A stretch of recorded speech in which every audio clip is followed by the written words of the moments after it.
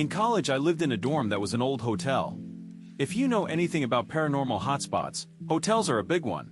There was a lounge on the fourth floor we would hang out on with friends. A couple times one of us would be alone and see a tall, black figure. So tall that it would be bent over, neck scraping the ceiling. It would dart towards the elevators and there was never anyone there. Occasionally, the elevators would ding after and open, but no one would get off after I saw the shadow. We also saw that same shadow near the laundry room in that building.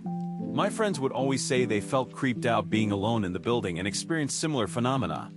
I really do not know what it is. Shadow man? Demon? I only got glimpses and bad feelings. But that was not the only building I had experiences in. My dorm rooms were very nice. Private bathrooms, kitchen, all the amenities. Both rooms I lived in, I had similar experiences. A figure standing by the bathroom door, with a deeply distressing feeling, to the point I cried as we saged both times. My partner saw and felt the same things I did. We feel one spirit was a kid who killed himself in the bathroom. The other, we think, attached himself to us from an old homeless shelter. My partner and I feel that no matter where we go, the spirits know we are sensitive and attached to us. They know we can release them. Those were very positive cleansings. This next one was not.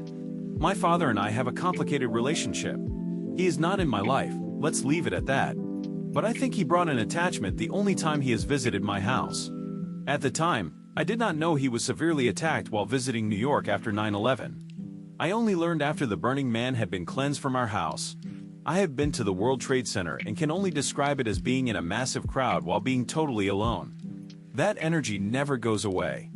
He said when he came here for Thanksgiving, our house is a crossroads of energy, which I agree with. We allow goodness and light spirits of deceased pets and people to visit.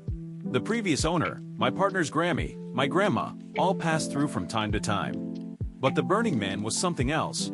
My mom and sister were visiting for Christmas, and as we sat around the table in the kitchen, we felt him.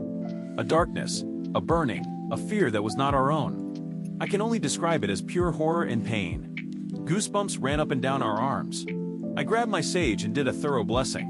I called my dad a few days later, and he said that when he went to New York in 2002, he was swarmed by spirits and had to go to get cleansed for a long time after.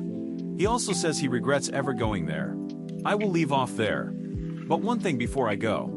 My spiritual mother taught me this little prayer that has saved my ass more than once. I hope it helps Yin's too. Repeat 3 times.